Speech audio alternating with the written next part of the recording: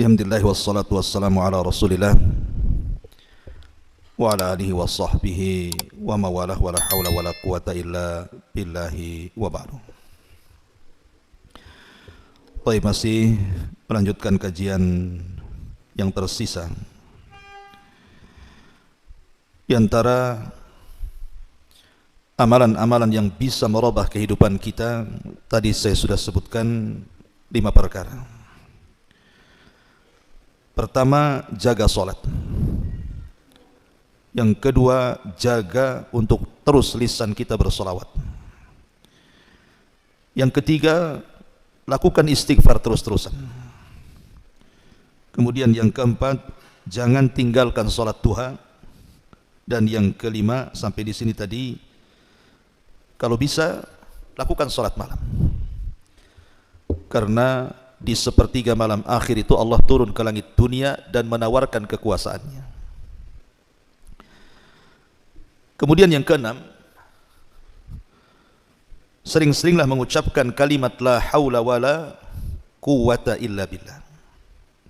Tidak ada daya dan kekuatan kecuali hanya milik Allah Subhanahu wa ta'ala. Kalimat ini bukan kalimat biasa, ikhwan. Kalimat la haula wala quwata illa billah ini bukan kalimat biasa. Ini kalimat luar biasa. Jangan remehkan kalimat ini. Ketika Allah Subhanahu wa ta'ala menciptakan arsy. Arsy itu makhluk Allah yang sangat besar. Bayangkan kalau seandainya bumi dibandingkan dengan 7 lapis langit. Ibarat Anda datang ke padang pasir kemudian meletakkan cincin di tengah padang pasir. Bumi itu cincinnya, padang pasir itu langitnya. Kalau seandainya kita gabungkan antara bumi dan langit itu, kemudian kita bandingkan besarnya dengan kursi Allah, tempat berpijak kedua kaki Allah, kursi Allah, maka sama kita letakkan cincin di tengah padang pasir.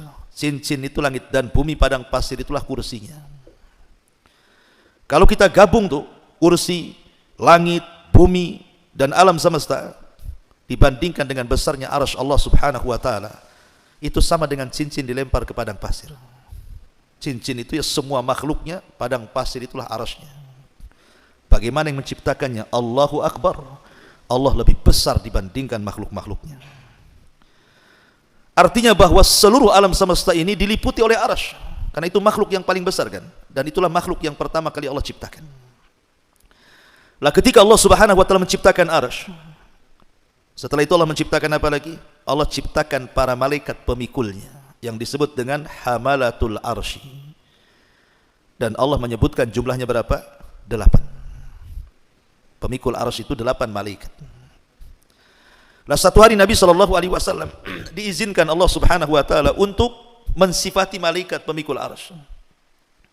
Apa kata Rasulullah? Besarnya malaikat pemikul arsy itu, kakinya, kaki malaikat itu menjulang ke bawah sampai ke dasar bumi. Kemudian badannya menjulang ke atas sampai melintasi langit pertama, kedua, ketiga, sampai keempat, sampai ke kursi, sampai ke sidratil muntaha, sampai ke sorga. Baru setelah sorga, kedua tanduknya memikul arsy Allah Subhanahu wa ta'ala. Kalau bukan Nabi yang menceritakan dan hadisnya sahih, tentu kita tidak akan percaya. Ini menghayal saja, masa ada makhluk seperti itu, kakinya di dasar bumi kemudian badannya menjulang sampai kedua tanduknya memikul arsy, kan kayak hayal, menghayal kan begitu. Tapi masalahnya hadisnya sahih yang menceritakan Nabi, sami'na wa ata'na, dan itu jumlahnya 8 malaikat. Lah malaikat-malaikat ini saat diciptakan, kemudian Allah Subhanahu wa ta'ala katakan tugas kalian pikul arsy. Ketika malaikat-malaikat pemikul arsy ini melihat arsy, kayaknya tak sanggup. Macam mana saya akan pikul arsy sampai kiamat dibangkitkan? Arsy sebesar itu. Maka malaikat-malaikat pemikul arsy ini meminta uzur bahwa mereka tidak sanggup memikul arsy. Arsy sebesar ini macam mana mau dipikul? Maka Allah Subhanahu wa ta'ala mengatakan, kalau begitu ucapkan kalimat la haula wala quwata illa billah. Akhirnya kemudian para malaikat pemikul arsy ini mengucapkan kalimat la haula wala quwata illa billah. Subhanallah, Setelah mereka mengucapkan kalimat ini, Allah berikan kekuatan. Dan mereka pun sanggup memikul arsy sampai hari ini, bahkan sampai kiamat dibangkitkan. Dari sini kata para ulama, lihat, kalimat la haula wala quwata illa billah ini bisa menjadikan malaikat lemah menjadi kuat. Bahkan ada sebagian para ulama beristimbat, kalimat ini bisa menjadikan kita kuat. Jadi orang yang sakit, ya, mungkin dia sudah ke dokter, sudah ke sana kemari mencari perobatan, cobalah banyak-banyak mengucapkan kalimat la haula wala quwata illa billah. Siapa tahu. Dan jangan coba-coba, artinya yakin bahwa kalimat ini malaikat saja diberikan kekuatan. Berarti kita yang lemah, entah lemah apa saja, coba perbanyak kalimat la haula wala quwata illa. Mudah-mudahan dengan kalimat ini mendatangkan kekuatan bagi kita. Bagi yang kita yang terpuruk ekonominya, susah bangkit, perbanyak la haula wala quwata illa billah. Karena tidak ada daya dan kekuatan kecuali milik Allah kan. Bagi yang terpuruk kesehatannya, bagi yang terpuruk ekonominya, bagi banyak masalah gitu ya, coba perbanyak kalimat ini terus ya. Insyaallah biidznillah. Karena Nabi SAW pernah mengatakan dalam sebuah hadis yang sahih. Apa kata Nabi SAW? Kata Nabi SAW, ala adulluka ala kanzin min kunuzil jannah. Maukah aku tunjukkan kepada kalian dari simpanan-simpanan surga? Maka sahabat mengatakan, tentu wahai Rasul. Maka Rasul mengatakan, katakan la haula wala quwata illa billah. Tidak ada daya dan kekuatan kecuali milik Allah. Itulah kanzun min kunuzil jannah. Itulah simpanan di simpanan surga. Karena orang yang mengucapkan kalimat ini, setan aja nggak akan sanggup melawan kita. Apa kata Rasul ketika menganjurkan kita untuk membaca kalimat ini setiap kita keluar rumah? Dalam sebuah hadis dari Anas bin Malik radhiyallahu an, kata Nabi SAW, idza kharaja min baitihi, apabila seseorang keluar dari rumahnya, faqala, dan dia mengatakan, bismillahi tawakkaltu ala Allah, la haula wala quwata illa billah. Bismillah, dengan menyebut nama Allah, aku tawakal kepada Allah, dan tidak ada daya dan kekuatan kecuali milik Allah. Apa kata Rasul? Orang seperti ini, kufita wa hudita wa wufita. Engkau akan dicukupi, engkau akan diberikan petunjuk, engkau akan dijaga satu hari ini. Kemudian setan yang hendak mengganggunya tiba-tiba menyingkir. Kemudian teman-teman setan mengatakan, kenapa kau tidak ganggu dia? Maka setan yang akan mengganggunya mengatakan, kaifa laka bi rajulin qad kufiya wa hudiya wa ufiya. Celaka engkau, macam mana aku akan ganggu orang itu? Sementara orang itu sudah dicukupi Allah, sudah diberikan hidayah oleh Allah, sudah dijaga Allah, aku tidak bisa mengganggunya. Makanya kalau kita membaca la haula wala quwata illa billah dari rumah pagi-pagi ini, antum keluar rumah, entah kerja, entah ke pasar, entah ke kebun, entah kemana, terserahlah. Katakan bismillahi tawakkaltu ala Allah, la haula wala quwata illa billah. Maka selama satu hari itu tidak akan ada setan yang datang ke kita. Tidak ada orang hasad yang hasad kepada kita, tidak ada orang dengki yang dengki kepada kita, tidak ada orang yang menghantar sihir yang hendak menyihir kita, tidak ada setan yang hendak mengganggu kita. Ya. Lah ini kan kekuatan luar biasa. Berarti satu hari itu kita dicukupi oleh Allah, dijaga oleh Allah, bahkan diberikan petunjuk oleh Allah Azza wa Jalla. Itu terkadang kalimat-kalimat seperti ini, kawan. Kalau orang tahu makna dan paham kan enak tuh. Kita amalkan. Ya. Ma'asyiral muslimin yang dimuliakan Allah Azza wa Jalla. Karena ini salah satu solusi hidup masalahnya. Kalau kita banyak masalah, penyakit dan lain sebagainya, maka perbanyaklah haula wala quwata illa billah. Antum kasih ijazah lah biasanya. Kalau ada saudara sakit gitu ya. Bisiki saja, perbanyak kalimat la haula wala quwata illa billah, insyaallah sembuh. Tahu-tahu besoknya mati, ya sudah takdirnya. Gimana udah takdir Allah kan? Kita ini ngasih sebab saja kan itu ya. Ma'asyiral muslimin yang dimuliakan Allah Subhanahu wa taala. Kemudian yang nomor 7, perbanyak kalimat tasbih. Subhanallah, subhanallah, tasbih. Ya. Disebutkan dalam hadis Nabi SAW, man qala subhanallah wa bihamdihi fi yaumin mi'ata marratin khuttat khatayahu wa in kana mithla zabadil bahri. Barang siapa yang mengucapkan subhanallah wa bihamdihi, subhanallah wa bihamdihi berapa kali? 100 kali dalam satu hari, maka Allah akan hapuskan dosanya walaupun jumlah dosanya sebanyak buih yang ada di lautan.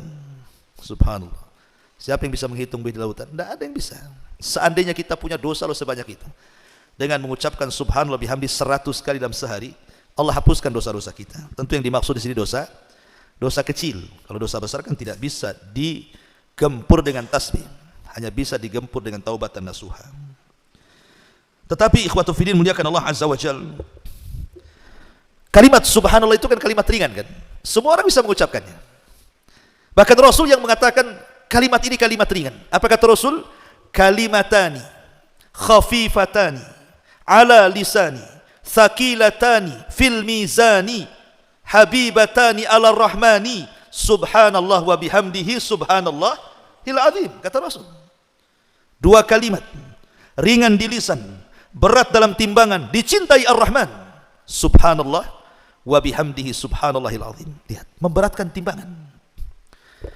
Ada seorang syekh bercerita, jadi ada seorang kakek, udah usia ya, mungkin 80-90 tahun itu usianya, orang awam, tapi suka ke masjid kakek ini. Entah apa yang mengilhami hatinya, tiba-tiba habis sholat wajib, entah sholat asar atau sholat maghrib gitu ya, tiba-tiba dia mendekat ke imam sholat itu. Imam ini pun kaget karena tidak pernah ada jamaah yang datang bertanya. Kata Pak Imam, ada apa kek? Kata kakek ini begini, Pak Imam, saya ingin tanya, saya kan sudah tua, kasihlah amalan untuk saya, supaya dengan amalan itu aku bisa mendawamkannya dan aku bisa ajak orang lain untuk mengamalkannya. Terdiamlah sang imam ini, tapi akhirnya imam ini ingat hadis ini. Kata imam ini gini, kek, saya ingat hadis Nabi, kalimatani khafifatani ala lisani thaqilatani fil mizani habibatani ala rahmani subhanallah wa bihamdihi subhanallahil azim. Baca kek ya, kata Rasul dua kalimat ringan di lisan tapi berat loh dalam timbangan, dicintai Allah lagi. Ucapkan subhanallah wa bihamdihi subhanallahil azim. Dihafal sama kakek ini. Keluar dari masjid dia. Setiap ketemu orang di jalan di-stop sama dia. Sini. Nabi bersabda dua kalimat ringan di lisan, berat dalam timbangan, dicintai Ar-Rahman. Katakan subhanallah wa bihamdihi subhanallahil azim. Setiap ketemu orang dia ngomong begitu. Masuk pasar, teriak di pasar, hei orang pasar, dua kalimat ringan di lisan, dicintai Ar-Rahman, berat dalam timbangan, katakan subhanallah wa bihamdihi subhanallahil azim. Pokoknya semuanya keluarganya dikumpulkan. Subhanallah, coba bayangkan. Satu hari kakek ini koma, sakit, udah tua. Sampai satu pekan dia nggak sadar-sadar. Ketika sadar keluarganya senang, dipegangnya tangan kakek ini. Mulailah kakek ini berkata kepada keluarganya, aina dokter? Mana dokter? Mana dokter katanya. Dipanggil dokter, dipegang tangan dokter. Dok, Nabi bersabda dua kalimat ringan di lisan, berat dalam timbangan, dicintai Ar-Rahman. Jangan lupa dok, subhanallah wa bihamdihi subhanallahil azim. Habis itu dia mati. Kakek ini mati dalam ucapan subhanallah wa bihamdihi subhanallahil azim. Apa enggak berat timbangannya orang itu? Ya, coba antum kayak gitu ketemu orang tuh. Sini. Kan mantap betul. Itu dakwah itu ya. Jadi kalimat tasbih ini bukan sembarang, ini memberatkan timbangan. Memberatkan timbangan luar biasa.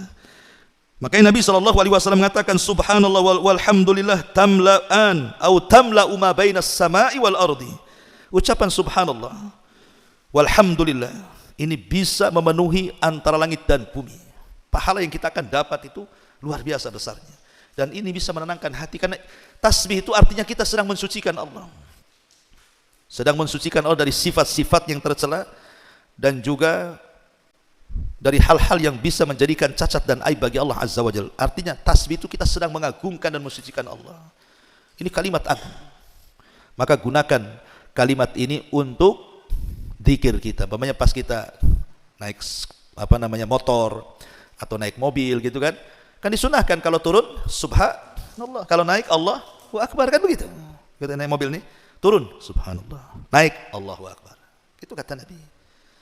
Supaya di jalan itu kalau penuh takdirkan kecelakaan, ya kita tidak tahu. Namanya orang hidup di jalan, kadang ditabrak, kadang nabrak. Sudah hati-hati pun tetap jadi tabrak. Susah hidup di jalan ini. Kendaraan sudah lengkap, rem bagus, orang pula tak masalah dengan kita. Dia pula nabrak kita. Tapi kalau setiap jalan kita berzikir seperti itu kan, kalau Allah takdirkan mati di jalan pun insya Allah husnul khotimah lah, lagi zikir. Tapi jangan ditabrak-tabrakan. Dan jangan nabrakkan diri pula kan. Itu bunuh diri namanya. Ini kalaupun terjadi seperti itu. Tapi kan lisan kita berzikir, baca tasbih dan takbir. Kemudian yang nomor 8, di antara amalan-amalan yang bisa merubah hidup kita juga adalah qiraatul Quran. Baca Quran. Baca Al-Quran. Saya tuh punya kawan itu di pulau tuh. Dia cerita, dulu usaha saya di pasar itu sulit kali itu. Mau naik, mau apalagi mau buka cabang itu, yang ada aja susah berkembang. Tapi semenjak setiap pagi sebelum kerja itu saya baca Quran. Allah mudahkan usaha saya katanya. Ini mereka orang awam yang ngomong gini, bukan orang ngaji, orang awam yang ngomong gini sama anak tuh. Artinya ya saya percaya saja, karena Al-Quran itu memang berkah, diturunkan oleh Allah untuk keberkahan kan. Dan Al-Quran sendiri adalah syifa bagi obat. Betapa banyak orang-orang yang kemudian membaca Al-Quran ketika dia sudah masuk rumah sakit sana sini, tidak sanggup dokter mengobatinya, akhirnya dia tawasul dengan Al-Quran, akhirnya sembuh. Banyak kok yang seperti itu. Karena Al-Quran itu huda wa rahmah, bahkan wa syifa, dia obatkan itu. Makanya kata Abdullah ibn Mas'ud radhiyallahu an, kalau hatimu mati, berarti carilah di 3 tempat. Pertama, inda sama'il Quran, ketika mendengar Quran. Kalau tidak ada getar-getar ketika mendengar Quran, matilah hati kita. Tapi kalau musik yang didengar, wow, bergetar hati kita. Bisa berlinang air mata. Kenapa? Musiknya sedih. Persis kehidupan saya dari kecil sampai besar katanya. Ada pula, coba ya kan. Instrumennya aku buat sedih saya. Bisa dia dengar musik meneteskan air mata. Bisa dengan musik dia jingkrak-jingkrak. Bisa dengan musik dia ketawa-ketawa. Tapi dengan Quran, tak ada pengaruh. Berarti hatinya mati itu. Kalau dengar Quran kok biasa-biasa, mati hatinya. Ya summa qasat qulubuhum, hatinya sudah keras. Makanya kata Abdullah bin Mas'ud, ini ciri-ciri kalau mendengar Quran kok enggak ada pengaruh, nah, berarti hatimu masalah tuh. Yang kedua, indah majalis dzikri, ketika di majelis dzikir kayak gini ngaji. Ya, kalau dia mau, karena orang kalau biasa ngaji, kawan, dia akan tenang hidup di majelis taklim tuh. Kalau saya ibaratkan itu, kalau kan tangkap ikan, letakkan di akuarium, tenang dia. Memang di situ tempatnya kan. Coba tangkap burung liar, ada burung yang untuk tangkap, masukkan ke sarang. Apa? Karena memang bukan di situ tempatnya, ya mau terbang aja dia di sarang itu kan. Kecuali kalau udah lama. Ya. Seperti itulah antum yang biasa ngaji ya, tenang aja, walaupun ngantuk-ngantuk kan gitu. Coba cari kawan yang nggak pernah ngaji, ajak ngaji. Apa pantatnya nggak panas itu? Goyang sana, goyang sini. Kapan selesainya? Kok bisa nyambung lagi? Ini kajian apa ini? Itu nggak, hatinya nggak ada di situ kan. Makanya kalau orang punya hati duduk di majelis taklim, tenang dia di situ. Nah, cari hati anda di situ. Orang kalau terbiasa majelis taklim, insya Allah gitu. Karena memang hatinya di situ. Ataupun indal khalawat, ketika kesendirian kita dengan Allah. Ketika malam kita bangun gitu kan, kita bisa tahajud, kita bisa baca Quran di sepertiga malam, berarti kita ada hati itu. Tapi kalau bangun kencing tidur lagi, dan itu setiap hari seperti itu, tidak bisa kita bangun malam untuk hanya sekedar berzikir saja, berarti hatinya mati itu. Kata Abdullah bin Mas'ud, kalau di 3 tempat ini tidak berpengaruh, mati hati kalian. Harus diperbaiki. Ma'asyiral muslimin yang dimuliakan Allah Azza wa Jalla. Jadi baca Quran ini luar biasa. Karena jangankan kita ya, Quran ini kalau dibacakan ke gunung-gunung, bahkan ke langit dan ke bumi itu, mereka bisa bergetar.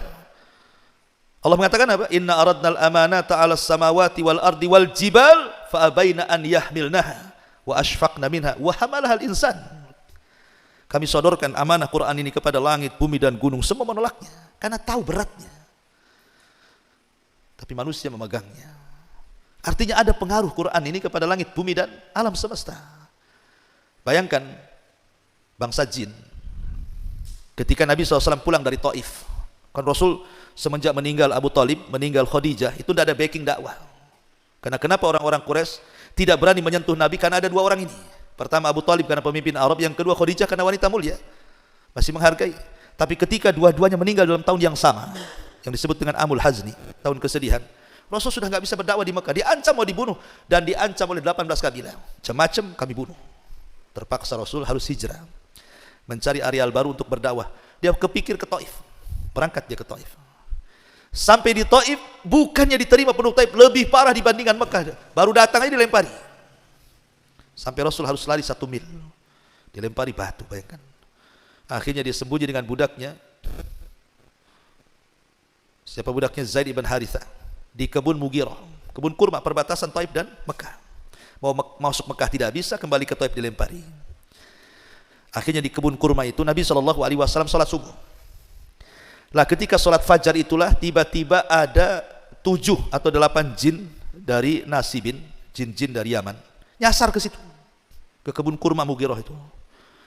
Ketika Nabi SAW sedang sholat membaca Quran, jin-jin ini mendengarnya. Subhanallah, sekali dengar, jin-jin ini beriman kepada Allah Azza wa Jalla.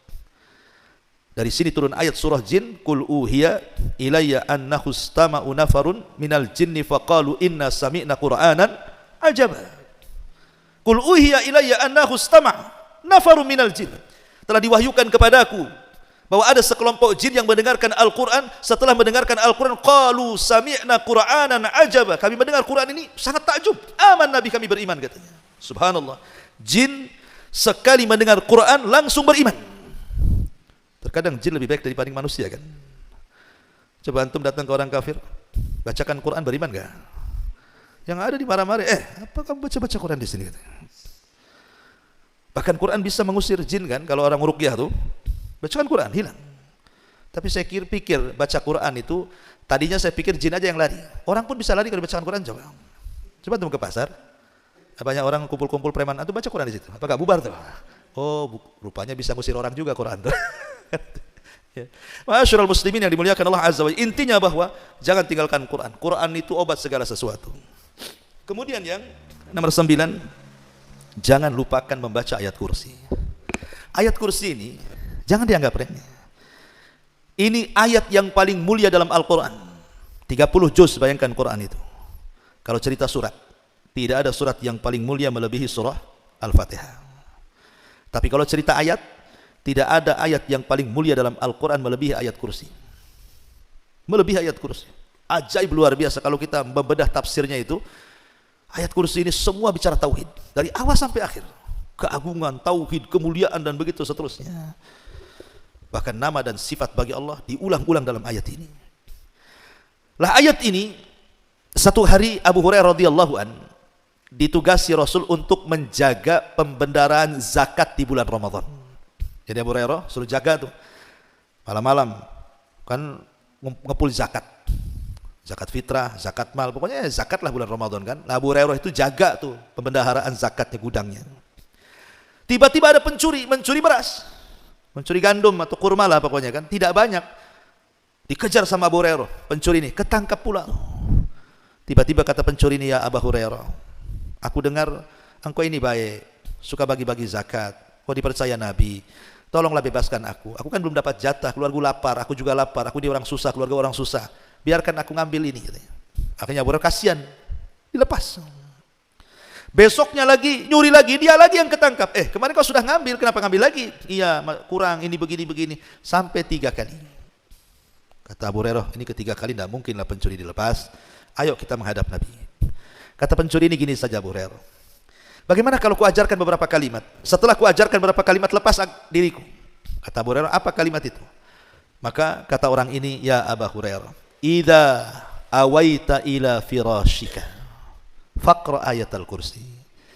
Kalau engkau hendak beranjak ke pembaringan tidurmu, jangan lupa baca ayat kursi. Kemudian kata orang ini, dia mengatakan, fa innahu lan yazalu ma'aka minallah hafizun wa la yaqrabuka syaitanun hatta tusbiha. Kalau engkau baca ayat kursi ini kemudian kau tidur, maka selama tidurmu Allah jaga. Enggak ada yang berani mendekatimu. Tidak setan, tidak binatang, tidak ada yang berani mendekatimu. Dan engkau tidak akan diganggu setan sampai subuh. Akhirnya orang ini pergi, dilepas oleh Abu Hurairah. Esok harinya dia bercerita kepada Nabi. Rupanya Nabi sudah tahu. Nah itulah wahyu. Abu Hurairah, semalam kau tangkap pencuri, kenapa kau lepas? Katanya. Loh, kok Nabi tahu? Kata Abu Hurairah, iya wahai Rasul. Masalahnya dia ngajarkan ayat kursi.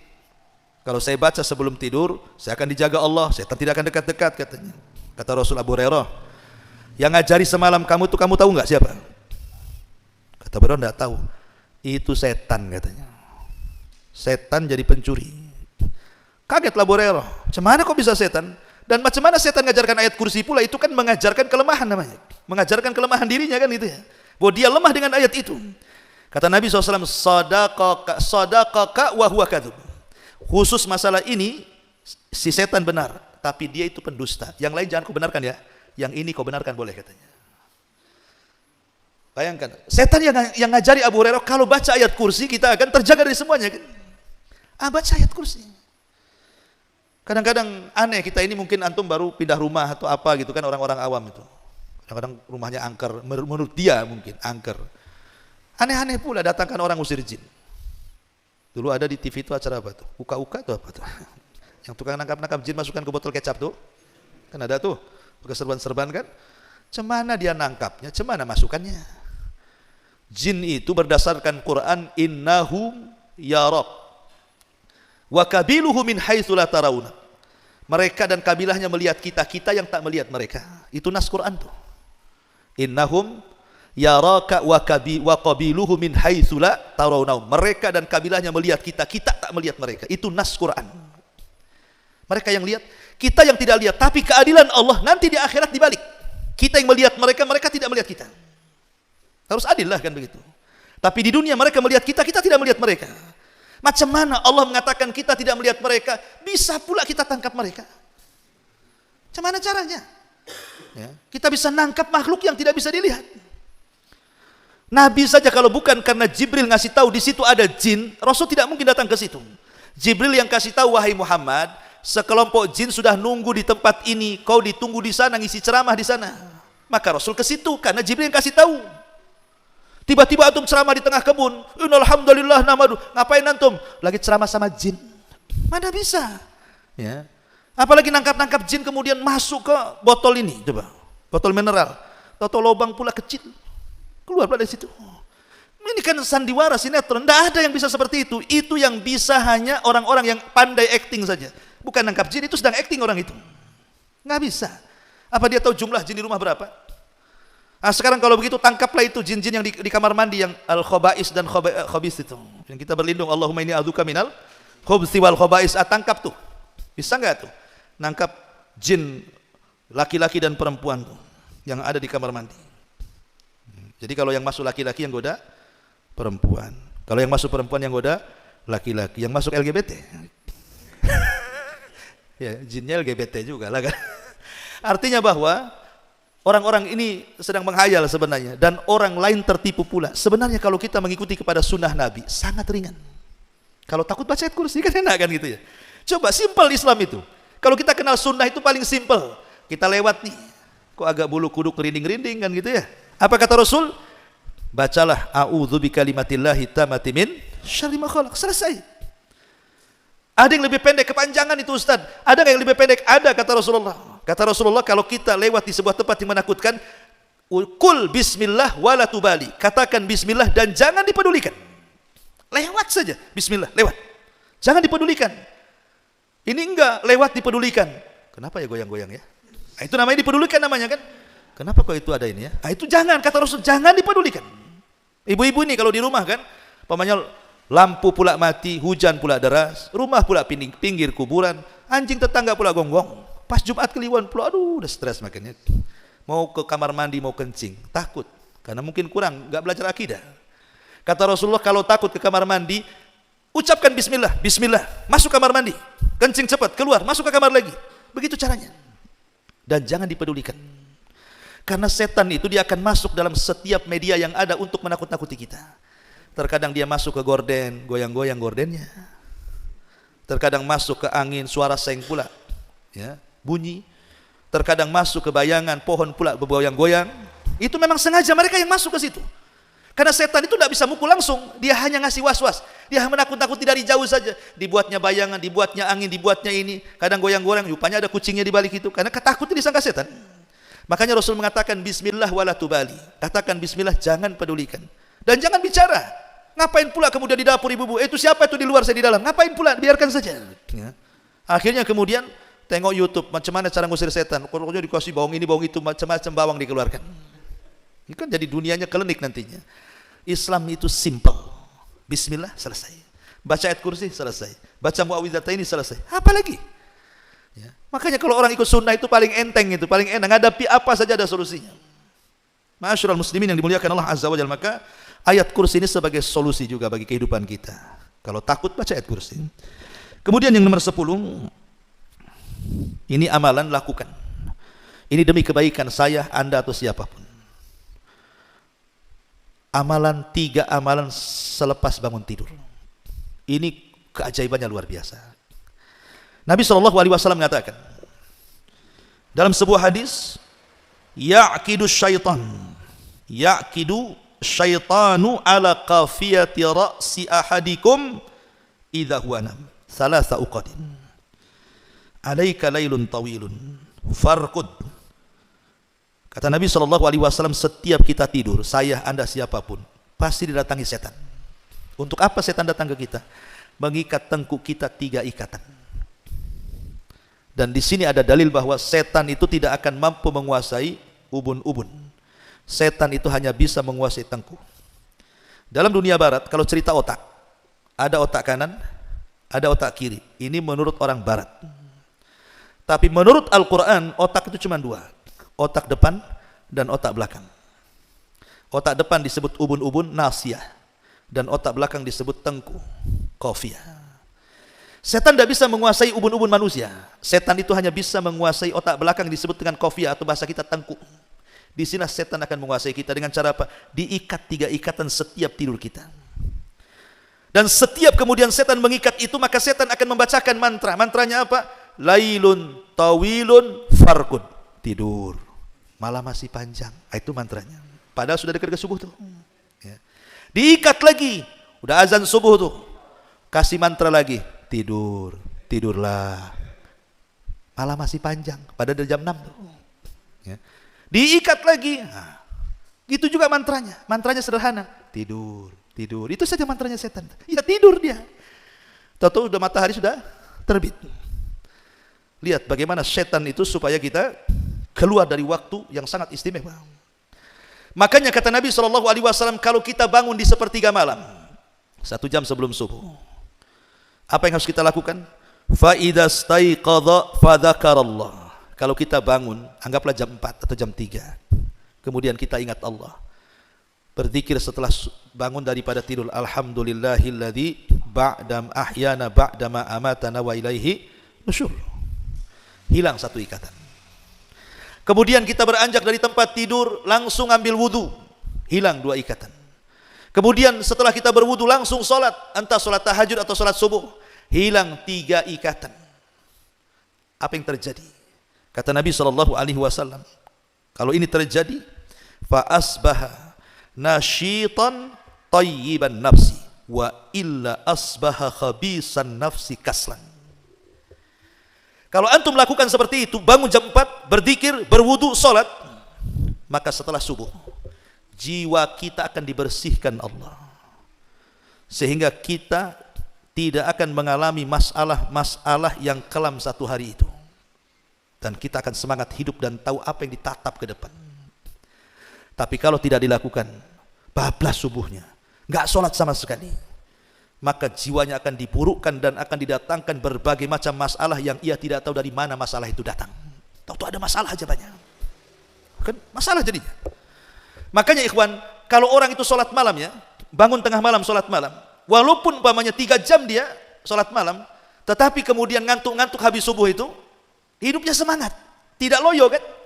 Tapi ada orang yang anggaplah tidur jam 1, bangun jam 9 gitu kan, itu rasanya badan tuh sakit-sakit itu, masih lemas, masih ngantukan, padahal sudah lama dia tidur kan. Lah disitulah letaknya kenapa Nabi SAW mengajarkan kepada kita, kalau hidup kita ingin terarah, lakukan 3 perkara. Berzikir setelah bangun dari tidur, berwudu, sholat. Saya nggak bisa bayangkan coba orang yang nggak pernah sholat subuh, sementara setiap malam setan ikat 3 ikatan. Itu kalau 10 hari tak sholat subuh, 3 ikatan kali 10 udah berapa tuh? Apa nggak ruwet itu di tengkuknya ikatan setan tuh? Cemana dia berpikirnya coba. Nah ini kalau ingin menatap hidup, lakukan ini. Ma'asyiral muslimin yang dimuliakan Allah Subhanahu wa taala, ya waktu 8:30. Masih banyak sebenarnya ya, tapi tidak apa-apa lah ya. Insyaallah kita kajian di lain kesempatan. Kayaknya malam ini tidak ada tanya jawab nih ya, 8:30 karena ada keperluan. Subhanakallahumma bihamdika asyhadu an la ilaha illa anta astaghfiruka wa atubu ilaik. Allahu taala alam. Assalamualaikum warahmatullahi wabarakatuh.